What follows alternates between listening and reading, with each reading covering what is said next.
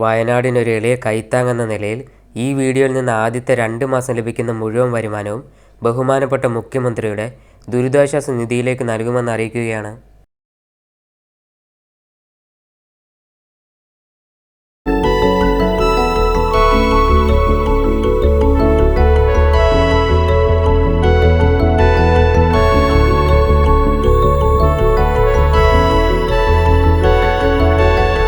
ഇപ്പോൾ തുടങ്ങിയിട്ടേ ഉള്ളൂ പൂ.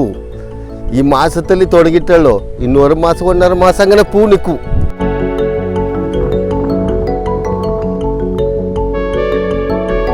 ಖುಷಿಗೆ ಬರಲ್ಲ ಅವ್ರ ಖುಷಿಗೆ ಫೋಟೋ எடுக்கிறதுக்கு ಪೈಸೆ ಇಲ್ಲ.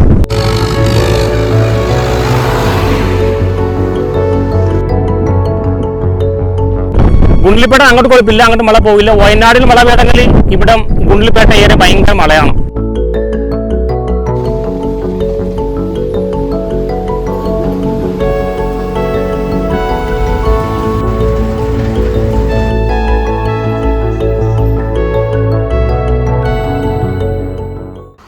ഹലോ ഫ്രണ്ട്സ്, ഇറ്റ്സ് മീ ജോ. എല്ലാവർക്കും സുഖമല്ലേ? വീണ്ടും ഒരു വെറൈറ്റി വീഡിയോയുമായാണ് ഇന്ന് ഞാൻ എത്തിയിരിക്കുന്നത്. ഞാനിപ്പോഴുള്ളത് വയനാട് ജില്ലയിലെ സുൽത്താൻ ബത്തേരി KSRTC ഡിപ്പോയിലാണ്. ഇന്നത്തെ നമ്മുടെ യാത്ര കർണാടകയിലെ ഗുണ്ടൽപേട്ട് ഗ്രാമത്തിലേക്കാണ്. ഗുണ്ടൽപേട്ടിലെ ഹെക്ടർ കണക്കിന് പാടത്ത് പൂവിട്ട് നിൽക്കുന്ന സൂര്യകാന്തിയും ജമന്തിയും വാടാമല്ലിയും എല്ലാം കാണാൻ കൽപ്പറ്റ ഡിപ്പോയുടെ ATC 6 നമ്പർ ഓർഡിനറി ബസ്സിലാണ് ഇന്ന് നമ്മൾ യാത്ര ചെയ്യുന്നത്.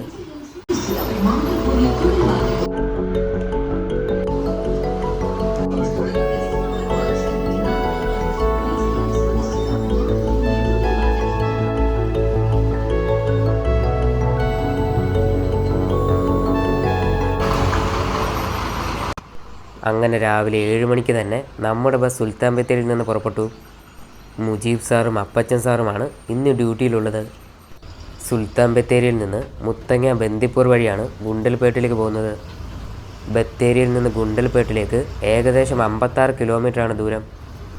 അതിൽ 26 കിലോമീറ്റർ യാത്ര ചെയ്യുന്നത് മുത്തങ്ങ ബന്ദിപ്പൂർ വന്യജീവി സങ്കേതങ്ങളിലൂടെയാണ്. ഞാൻ കുത്തന്നൂർ എന്ന സ്ഥലത്തേക്കാണ് ടിക്കറ്റ് എടുത്തത്. ഗുണ്ടൽപേട്ട് ടൗൺ എത്തുന്നതിന് തൊട്ട് മുമ്പാണ് ഈ ചെറു ഗ്രാമം സ്ഥിതി ചെയ്യുന്നത്.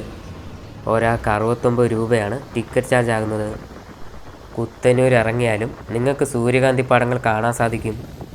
എല്ലാ വർഷവും ജൂലൈ ആഗസ്റ്റ് മാസങ്ങളിലാണ് ഗുണ്ടൽപേട്ടിലെ പാടങ്ങൾ പൂക്കളെ കൊണ്ട് നിറയുന്നത്. കൂടുതൽ കർഷകരും സൂര്യകാന്തി കൃഷിയാണ് ചെയ്യുന്നത്.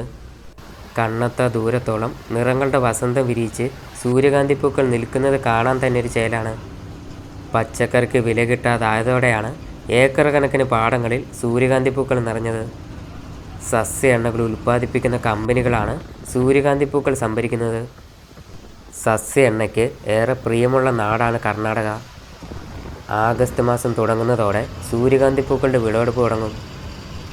ഓണ സീസൺ മുന്നിൽ കണ്ട് ജമന്തിയും വാടാമല്ലിയും ഗുണ്ടൽപേട്ടിൽ വ്യാപകമായി കൃഷി ചെയ്യുന്നുണ്ട്. ഇവിടെ നിന്നുള്ള ജമന്തി പൂക്കൾ പ്രമുഖ പെയിൻറ് കമ്പനിയായ ഏഷ്യൻ പെയിൻറ്റ്സിലേക്ക് ഉൾപ്പെടെ കൊണ്ടുപോകുന്നുണ്ടെന്ന് ഒരു കർഷകൻ സൂചിപ്പിക്കുകയുണ്ടായി. കർണാടകയിലെ ചാമരാജനഗർ ജില്ലയിലാണ് ഗുണ്ടൽപേട്ട് സ്ഥിതി ചെയ്യുന്നത്.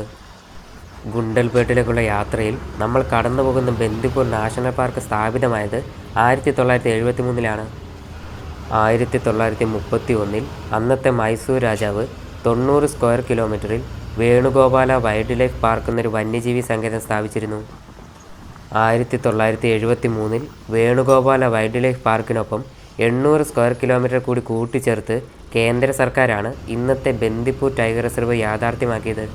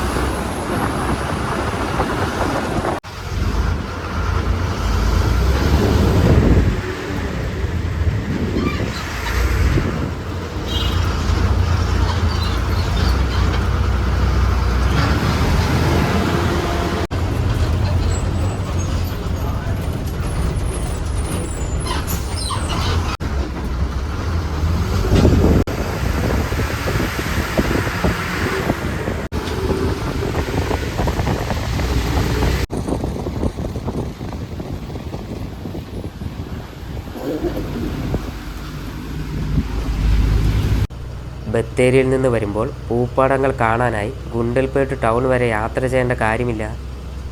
ടൗൺ എത്തുന്നതിന് ഏകദേശം 11 കിലോമീറ്റർ മുമ്പ് കന്നേകല ടോൾ പ്ലാസയിൽ ഇറങ്ങിയാൽ ചുറ്റും കണ്ണത്ത ദൂരത്തിൽ പൂപ്പാടങ്ങൾ കാണാൻ കഴിയും. അതിനാൽ തന്നെ നമ്മൾ ഈ യാത്രയിൽ ഇറങ്ങുന്നത് കന്നേകല ടോൾ പ്ലാസയിലാണ്. വയനാട്ടിൽ നിന്ന് പുറപ്പെട്ടപ്പോൾ മുതൽ ഇടവിട്ട് മഴയുണ്ടായിരുന്നു. മഞ്ഞ വസന്തം തീർത്ത പൂപ്പാടങ്ങളിലേക്ക് ഇടയ്ക്ക് മഴ കൂടി എത്തിയപ്പോൾ അതൊരു വേറിട്ട കാഴ്ച തന്നെ സമ്മാനിച്ചു. അധികം പറഞ്ഞ് വലിച്ചു നീട്ടുന്നില്ല. കർണാടക അതിർത്തി ഗ്രാമമായ ഗുണ്ടൽപേട്ടിലേക്ക് ഞാൻ നടത്തിയ യാത്രയിൽ കണ്ട കാഴ്ചകൾ നിങ്ങൾ നേരിട്ട് കണ്ട് തന്നെ ആസ്വദിച്ചോളൂ.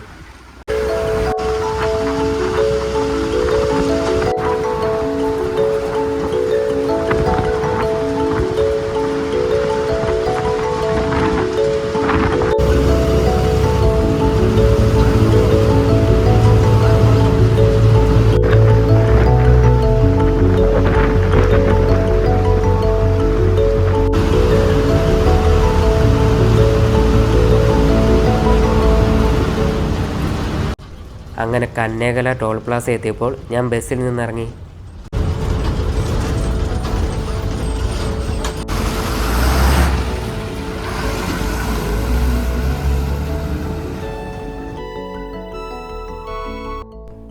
എവിടെ നോക്കിയാലും സൂര്യകാന്തി പാടങ്ങളായിരുന്നു മുന്നിൽ.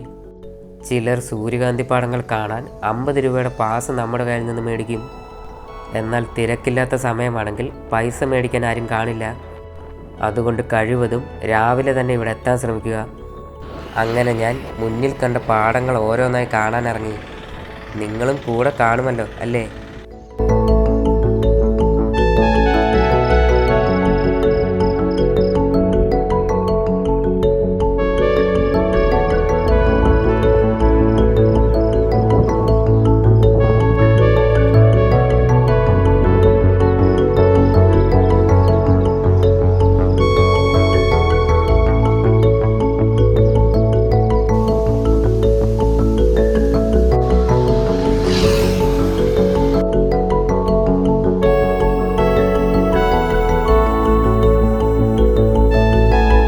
ഒരു കൃഷി ചെയ്യുമ്പോൾ 2 മാസത്തിൻ്റെ 3 മാസം ഒരു കൃഷി വരുന്നത്. ഇപ്പോൾ എല്ലാം മഴ പിടിച്ച് സ്ഥലത്തിലൊക്കെ നാശമായതാ. അതുകൊണ്ട് ലേശം വില കൂടും. ഇന്ന് 2.5 മാസം 3 മാസം കഴിയുമ്പോൾ വില കുറവാകും. ഇപ്പോഴും ലേശം വില കൂടുതല. തക്കാളിയൊക്കെ ചീനിപ്പോവും, ഈ മത്തനൊക്കെ ചീനിപ്പോവും, ഈ ബെണ്ട പിടിച്ച ഇതിന് ശരിക്ക് വരുന്നില്ല, ഈ മുളക് ചെടിയിൽ തന്നെ ചീനിപ്പോവും. ഇതെല്ലാം ഈ കൃഷിക്കാർ കഷ്ടമാണ്. ഇത് ഇവിടെ എല്ലാം ഉണ്ട്. മുളകുണ്ട്, മത്തനുണ്ട്, ഈ ബെണ്ട ഉണ്ട്, വെള്ളരി ഒക്കെ ഇതിലുണ്ട്. സാധനം വരുന്നില്ല. മഴ പിടിച്ചത് കൊണ്ട് സാധനം വരുന്നില്ല. അതിലൊന്നും ചെയ്യാൻ പറ്റില്ല. ആണ്ട് പിന്നെ എന്ന് തരൂ അത് കാത്തി നിൽക്കണോ. ഇപ്പം തുടങ്ങിയിട്ടേ ഉള്ളൂ പൂ. ഈ മാസത്തിൽ തുടങ്ങിയിട്ടുള്ളൂ. ഇന്ന് 1 മാസം 1.5 മാസം അങ്ങനെ പൂ നിൽക്കും. കായാകുമ്പോൾ എന്തായാലും ഒരു 2.5 മാസം 3 മാസം വേണം. പൈസ കിട്ടുമ്പോൾ എന്തായാലും ഒരു 3.5 മാസം വേണം.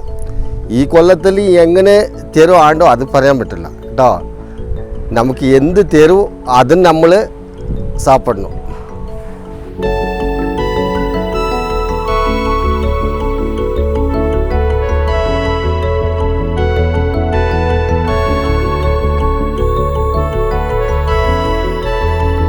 ಇದು ಪೇಂಟ್ ಹೋಗುತ್ತೆ. ಆ ಚೆಂಡು ಮಲ್ಲಿ ಇದು ಪೇಂಟ್ಗೆ ಹೋಗುತ್ತೆ. Asian paint. இது நெட்டு 2.5 மாதம் ஆச்சு. இப்போ பூ எடுத்துகிட்டு இருக்கோம். அடுத்த மாதம் எல்லாம் கிளியர் ஆகுது. அடுத்த மாதம் இல்லை. இப்போது செண்டு மல்லி வந்து ஒரு 15 நாள் ஆச்சு. அடுத்த ட்ரிப் இருக்குது. அவர் ஒரு குசிக்கு வரல, ஒரு குசிக்கு ஃபோட்டோ எடுக்கிறதுக்கு பைசா இல்லை.